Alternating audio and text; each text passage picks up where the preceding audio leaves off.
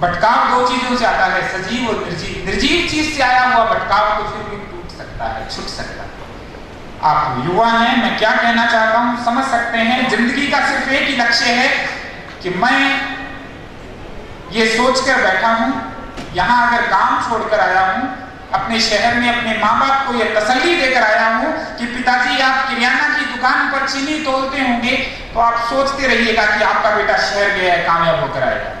मैं आपको यकीन दिलाने आया हूं, अगर इस जुनून के साथ आप पढ़ेंगे तो निश्चित तौर पर कामयाबी आपके पास चलकर आएगी। वरना इम्तिहान तो हर साल 2-3 लाख लोग देते हैं, सारे नहीं कर पाते। चुनना आपके हाथ में। और एक और स्पष्ट कर दूं आपको कि यहाँ पद और प्रतिष्ठा आपके पैमाने तय करती है, कुछ और तय नहीं करता है। आलोचना से मत घबराइएगा। लोग कहते हैं, कमियां बताएंगे आपके अंदर। कुछ मेंढकों ने सौगंध खाई कि पहाड़ की चोटी पर चढ़कर रहेंगे, कोशिश की, फिर सभी मेंढक एक साथ बोले इट इज इम्पॉसिबल। एक मेंढक फिर भी चढ़ गया, बाद में पता लगा बहरा था।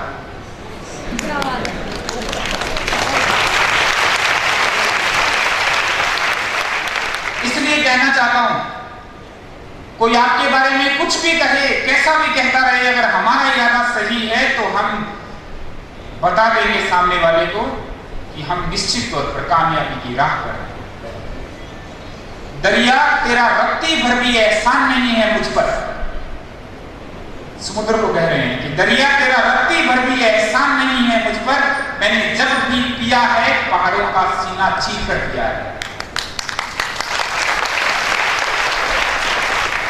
अंतिम एक बात हो, समय सीमा में मुझे बांधा हुआ है, इसलिए मैं बहुत कम शब्दों में एक बात को कहते जाना चाहता हूं।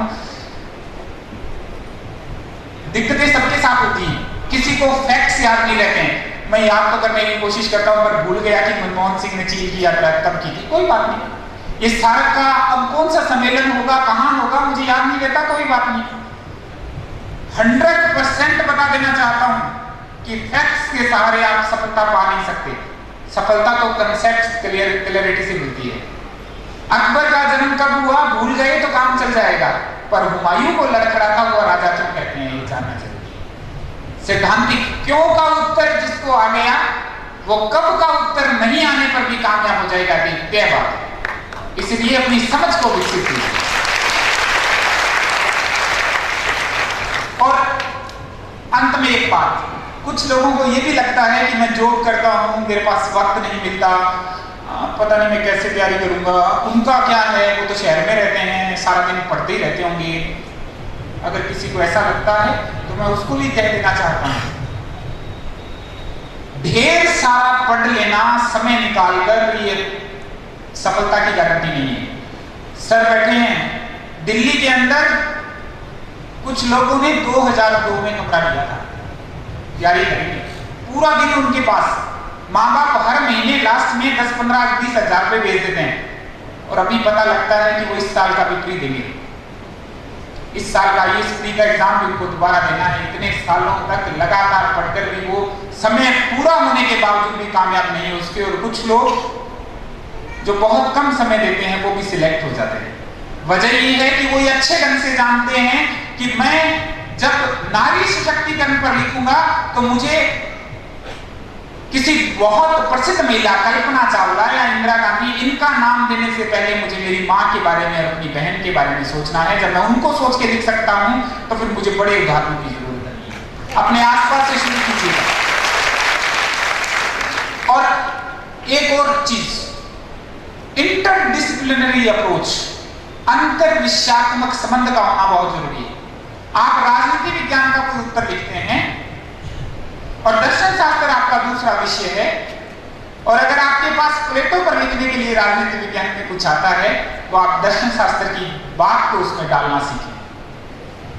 जो इंसान जितने ज्यादा फलक बता सकता है, जितने ज्यादा आयाम बता सकता है, ये दुनिया उसको चुनना पसंद करती है। जब हमें पता हो ना कि सामने जो शत्रु है वो केवल चाकू लेकर आएगा और मैं केवल चाकू लेकर लड़ने चला जाऊं, तो तय नहीं है कि मैं जीत कर आऊंगा या हार के आऊंगा। पर जब मुझे पता हो कि सामने वाला तो चाकू लेकर आएगा, पर मैं तो चाकू के साथ, बंदूक के साथ, तीर के साथ, कमान के साथ, भाले के साथ सभी प्रकार की चीजों से लैस होकर जाऊंगा, तो निश्चित तौर पर इस विश्वास के सारे खड़ा रह सकता हूं उनके सामने कि मैं तुमसे ज्यादा सशक्त हूं, मेरे पास ज्यादा आयाम है कहने को, लिखने को और बोलने को। कभी भी किसी भी चीज के सामने घबराइए नहीं। आपको कोई चीज नहीं आती, पूछिए। अभिव्यक्ति से जो इंसान कमजोर होता है वहां दिक्कत आती है। बहुत से लोगों को लगता होगा कि मैं मन में सोचता तो बहुत हूं, पर जब मैं मंच पर चढ़ता हूं तो मेरे शब्द टूट जाते हैं, शब्द ज्ञान छोटा हो जाता है। उनके लिए मेरा एक छोटा सा कथन, बहुत छोटा सा कथन, हो सकता है कि ताजमहल दुनिया की सबसे सुंदर इमारत हो, पर अगर ताजमहल के पास कोई कोढ़ी, विकलांग और कुरूप व्यक्ति खड़ा है तो मुझे वो ज्यादा सुंदर लगेगा, क्योंकि वो अभिव्यक्त करना जानता है और ताजमहल बोल कर। मेरे सामने मैंने अभी देखा है, जिन्होंने सबसे पहले वाह की है निश्चित तौर पर दृष्टिबाधित।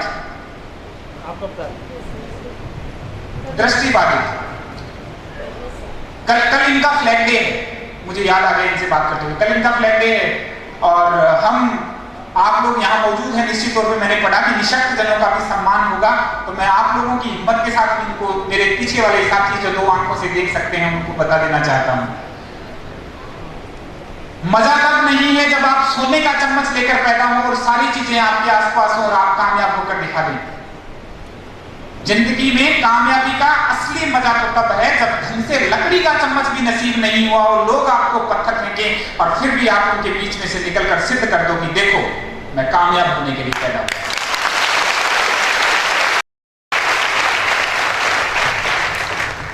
तुझे दिल तोड़ने का हुनर आता है तो मुझे टूटकर जुड़ने का हुनर आता है। मेरे पंखों को कतरने की जरूरत है क्या, मुझे तो बिन पंखों के उड़ने का हुनर है। हम उठेंगे, हर माहौल से उठेंगे।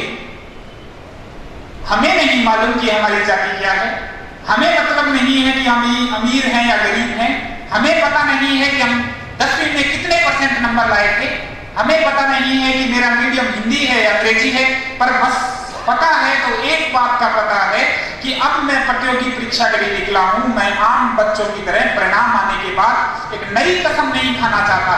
मैं परिणाम आने के बाद दोस्तों के बीच, अपने परिवार वालों के बीच, उत्कर्ष की जिस संस्था के बारे में इतनी बात कही गई है, उनके निर्मल जी के बीच जब भी जाऊंगा तो हंसता हुआ जाऊंगा और कामयाब। सबके लिए सभी ने कुछ बोला है। मैं तो जिस बात से सबसे ज्यादा प्रभावित हूं, जो मुझे लगता है कि सबसे ज्यादा कीमती चीज है आपके लिए भी, मेरे लिए भी, हर उस इंसान के लिए जो आज की जिंदगी में जीना चाहता है, वो ये है कि हम सदा मुस्कुराते रहें। बहुत छोटी सी बात है पर बहुत कीमती है, आपको हौसला मिलता है। लोग परिस्थितियों का रोना रो लेते हैं, पर आपको बताता हूं कुछ लोग सेब का भी सलाद खाते हैं और कुछ एक लोगों को मूली के पत्ते भी नसीब नहीं होते। ये विडंबना है। ये विडंबना है कि सानिया मिर्जा का स्विमिंग पूल में नहाती हुई का फोटो लेने के लिए फोटोग्राफर को 90,000 रुपए हेलीकॉप्टर पर फोटो शूट करने के लिए दे दिए जाते हैं और अहमदाबाद में 19 रुपए की गोलियां नहीं मिलती और ट्रेन की पटरियों के पास एक इंसान दम तोड़ देता है। इस जिंदगी में आपको हर जगह विरोधाभास मिलेगा, पर अगर आप में जरा सी भी कुव्वत है और आप अपना रास्ता चुनने का सामर्थ्य रखते हैं, तो मैं आपके साथ खड़ा होकर हर उस चुनौती को कह देना चाहता हूं कि हम बढ़ जाएंगे आगे। हमें रोकने की कोशिश मत करो।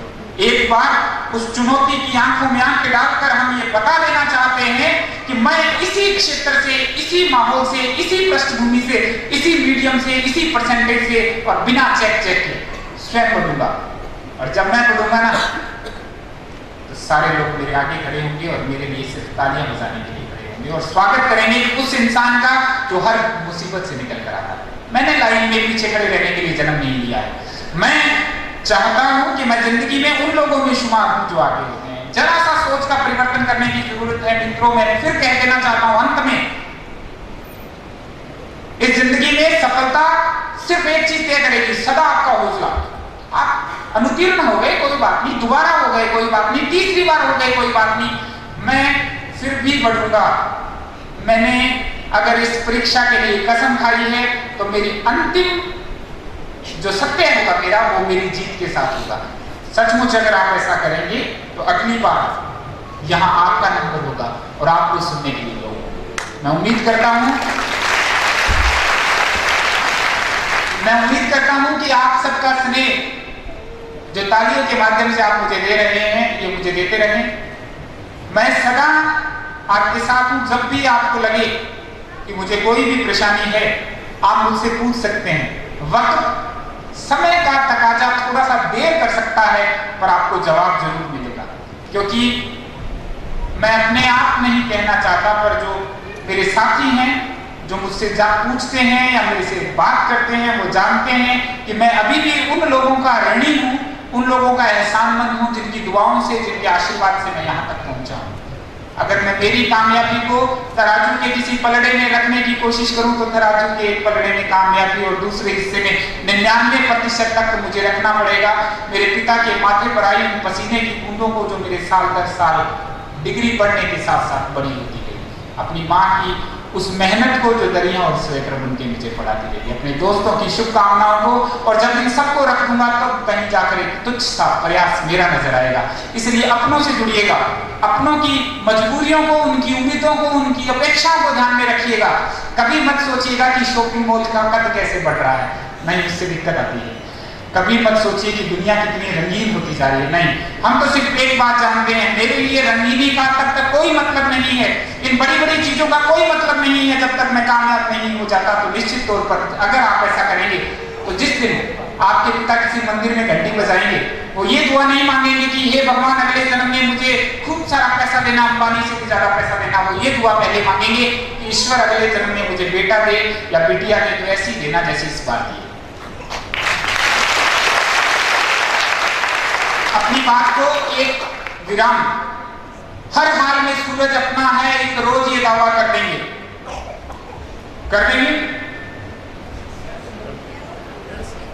हर हाल में सूरज अपना है, एक रोज ये दावा कर देंगे। हम अहले जुनून जब चलेंगे दुनिया में उजाला कर देंगे। किश्ती को बचाना आता है, बात अपनी दूजी है, तूफान पलट कर रख देगा जिस रोज इशारा कर देंगे। धन्यवाद।